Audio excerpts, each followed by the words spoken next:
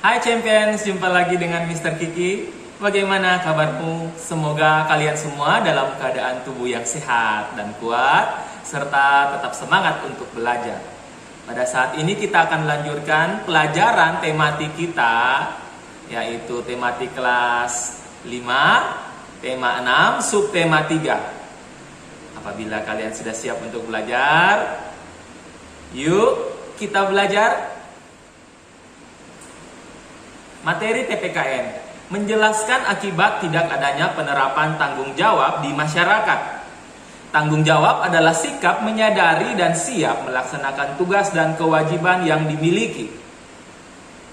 Orang yang bertanggung jawab akan lebih mudah dipercaya dan dihormati oleh masyarakat.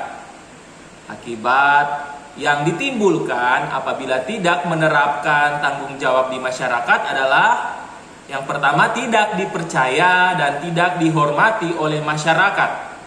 Yang kedua, akan menimbulkan kerusakan di lingkungan sekitar. Yang ketiga, akan membuat hubungan sosial dengan masyarakat menjadi tidak baik. Lalu selanjutnya menjelaskan akibat tidak adanya penerapan tanggung jawab di sekolah. Di sekolah, siswa bertanggung jawab mengumpulkan tugas tepat waktu dan mengerjakan piket kelas sesuai jadwal. Ini adalah dua contoh tanggung jawab yang harus dimiliki oleh siswa. Namun apabila tanggung jawab lalai dilakukan atau tidak dilakukan, maka dapat menimbulkan antara lain: yang pertama, kelas menjadi kotor karena tidak ada kesadaran dari siswa untuk membersihkan kelasnya. Yang kedua, mendapatkan teguran dari guru karena tidak mengumpulkan tugas tepat waktu. Dan yang ketiga, akan dijauhi atau tidak dihormati oleh teman-temannya.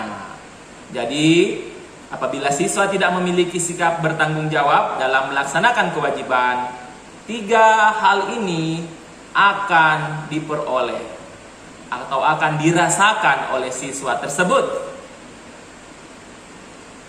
Jadi, yang harus dilakukan adalah siswa harus memiliki sikap bertanggung jawab untuk melakukan kewajiban dan tugas-tugasnya. Materi selanjutnya adalah muatan bahasa Indonesia. Dengan judul materi menyebutkan kata kunci dari teks eksplanasi pada media.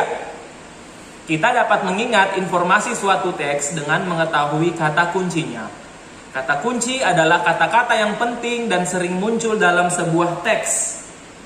Untuk memahami makna kata kunci, gunakanlah Kamus Besar Bahasa Indonesia atau KBBI. Kalian bisa menggunakan KBBI online yang ada atau yang bisa diakses melalui handphone ataupun laptop dengan menggunakan jaringan internet kalian. Oke, sekarang mari kita lihat teks yang berjudul benda-benda konduktor. Kita akan membacanya ya. Pernahkah kamu merasakan panas pada gagang sendok stainless steel yang dimasukkan ke dalam cangkir berisi air panas? Mengapa gagang sendok menjadi panas? Gagang sendok menjadi panas karena terjadi perpindahan energi panas dari air panas ke gagang sendok. Energi panas berpindah dari benda yang bersuhu tinggi ke benda yang bersuhu rendah. Sendok merupakan salah satu benda konduktor. Konduktor adalah benda-benda yang dapat menghantarkan panas dengan baik. Sebaliknya, benda-benda penghantar panas yang buruk dinamakan isolator. Konduksi panas dapat terjadi pada benda padat, cair, dan gas. Namun, dari ketiga wujud benda tersebut, benda padat lebih baik dalam mengonduksi panas. Perak, tembaga, dan aluminium merupakan contoh konduktor panas yang baik di antara semua logam. Sedangkan kayu, serat kain, plastik, kaca, dan fiberglass merupakan contoh konduktor panas yang buruk. Proses perpindahan energi panas yang terjadi pada konduktor dinamakan konduksi. Konduksi adalah perpindahan energi panas melalui zat tanpa disertai dengan perpindahan partikel zat. Biasanya penggunaan konduktor dan isolator dilakukan secara bersamaan dalam satu alat. Misalnya, wajan dan panci yang terbuat dari logam bagian wadahnya. Logam berfungsi sebagai konduktor dan pegangannya dilapisi oleh eboni. Ebonit berfungsi sebagai isolator. Penggunaan bahan isolator sebagai pelapis bahan konduktor bertujuan untuk melindungi pengguna alat agar aman dan terhindar dari luka bakar akibat bersentuhan dengan bahan konduktor. Oke, jadi setelah kita membaca teks yang berjudul benda-benda konduktor, kita akan mencari kata-kata kunci dari teks eksplanasi ini. Ya, jadi kata kunci pada paragraf pertama adalah sendok stainless steel.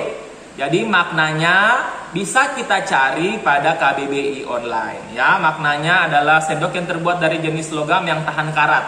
Jadi stainless steel adalah jenis logam yang tahan karat.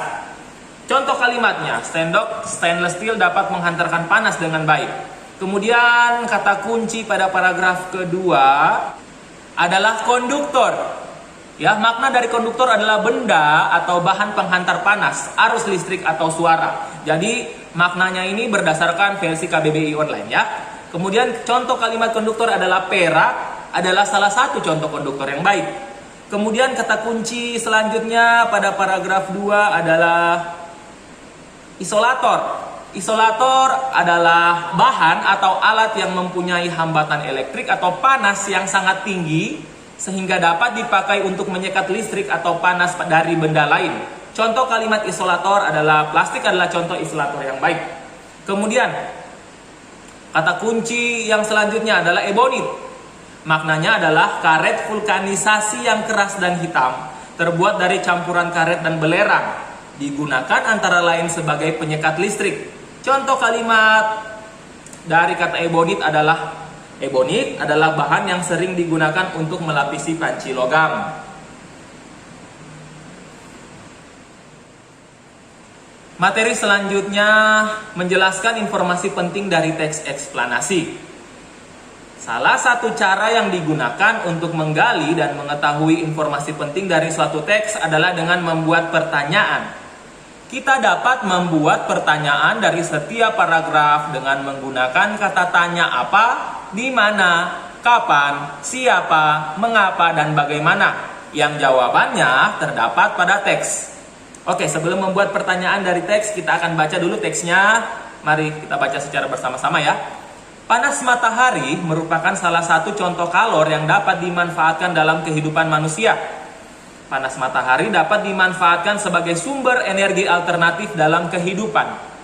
Pemanfaatan panas matahari dapat membantu mengatasi permasalahan listrik di daerah atau desa terpencil dengan menggunakan panel surya. Panel surya merupakan lempeng besi atau bahan lain yang mengilat. Panel surya dijadikan sebagai sarana untuk menangkap panas matahari dan mengubahnya menjadi listrik. Oke, kita dapat membuat pertanyaan setelah membaca teks ini ya. Jadi di sini Mr. Kiki membuat tabel, ada 3 contoh pertanyaan yang dibuat menggunakan kata tanya apa dan bagaimana. Ya, yang pertama adalah pertanyaan nomor 1 menggunakan kata tanya apa. Pertanyaannya adalah apa sumber kalor yang dimanfaatkan? Jawabannya bisa kita dapatkan dari teksnya tadi ya, yaitu panas matahari. Kemudian kata tanya kedua memakai kata apa?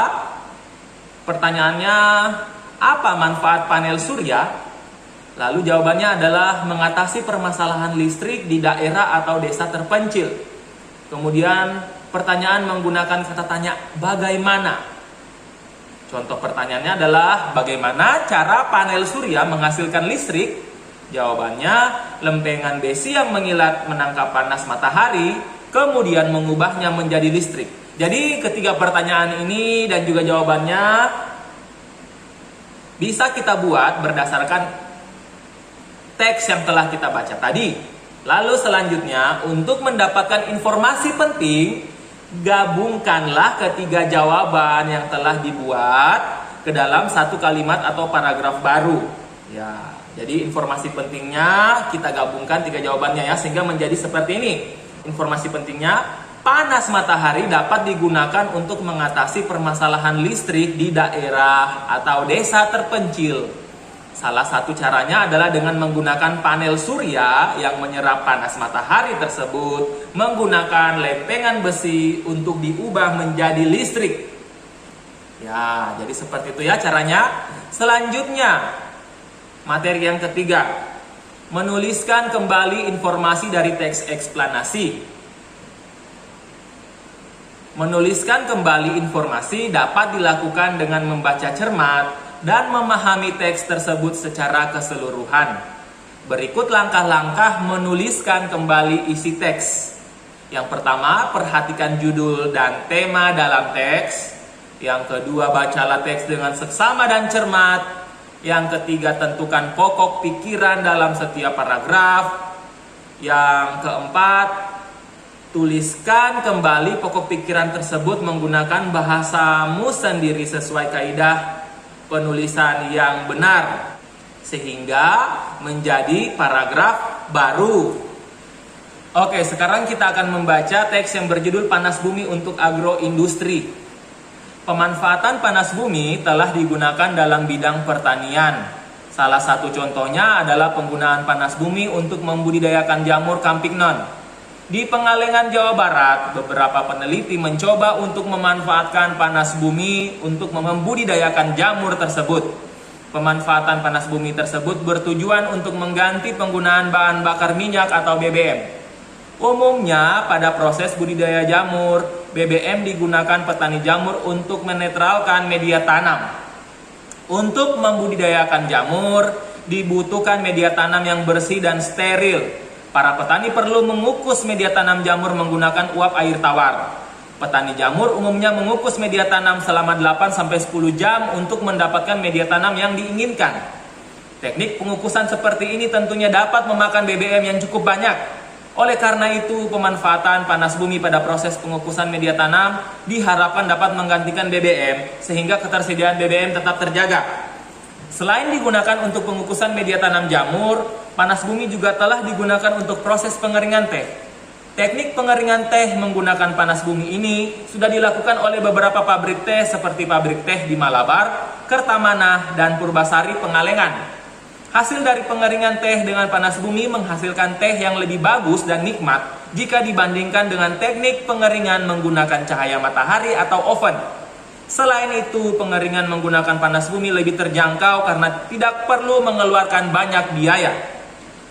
Setelah membaca teks tersebut, kita akan menentukan pokok pikiran dari setiap paragraf. Jadi, ada 3 paragraf, sehingga pokok pikirannya ada 3. Paragraf 1, pokok pikirannya adalah panas bumi digunakan dalam bidang pertanian.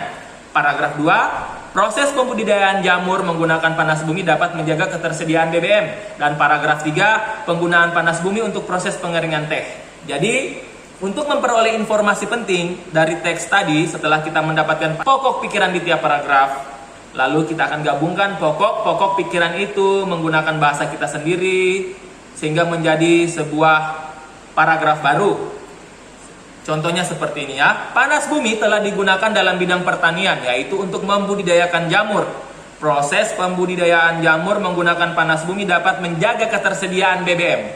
Selain itu, panas bumi juga digunakan dalam proses pengeringan teh oleh beberapa pabrik teh di Pengalengan, Jawa Barat.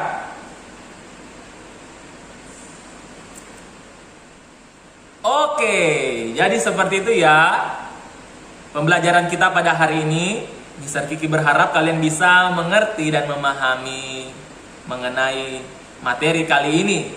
Dan Mr. Kiki tetap berpesan agar kalian tetap semangat untuk belajar, tetap menjaga kesehatan, dan juga tetap menjaga kebersihan diri dan kebersihan lingkungan tempat kalian tinggal.